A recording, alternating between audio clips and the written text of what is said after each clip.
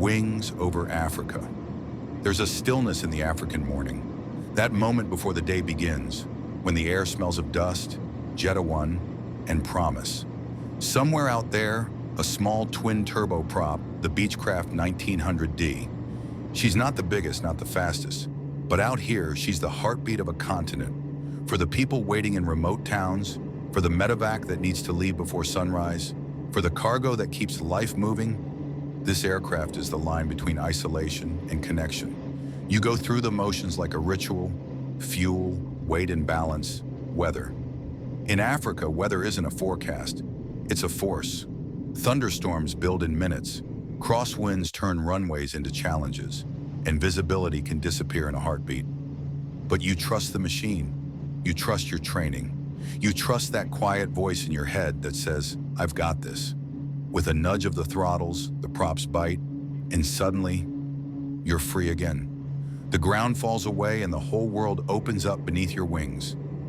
Flying the 1900D across Africa is like reading a story written in clouds and dust. Each leg is different. From friendly to hostile places, each flight presents a special challenge.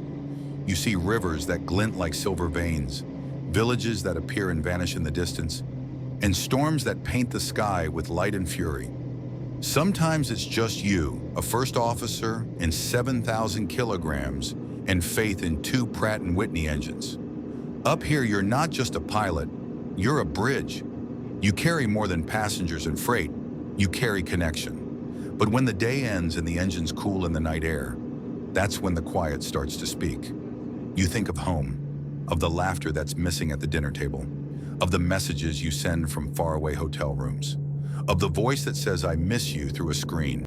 Flying across Africa means more than battling weather or rough strips. It means living with the distance. It means knowing that while you chase horizons, someone else keeps the home fire burning. And that's a special kind of love, the kind that endures miles, storms, and the silence between takeoffs and landings. At night, the continent transforms. Villages become constellations of flickering lamps. The stars above seem close enough to touch.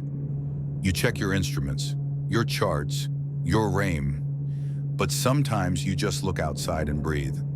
Out here, the sky reminds you of your purpose. Flying isn't about escaping life. It's about embracing it from another perspective. Each flight is a blend of skill and faith, of discipline and wonder.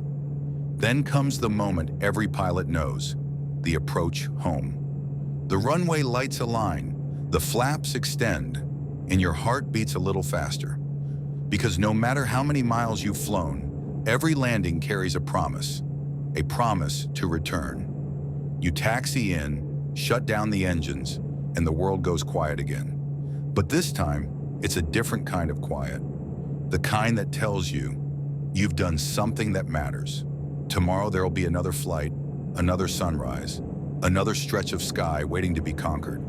But tonight, you rest, knowing that every mile you flew brought someone closer to home. Because in the end, the Beechcraft's wings may be small, but in Africa, they carry the weight of dreams. And somewhere beyond the horizon, home is always waiting.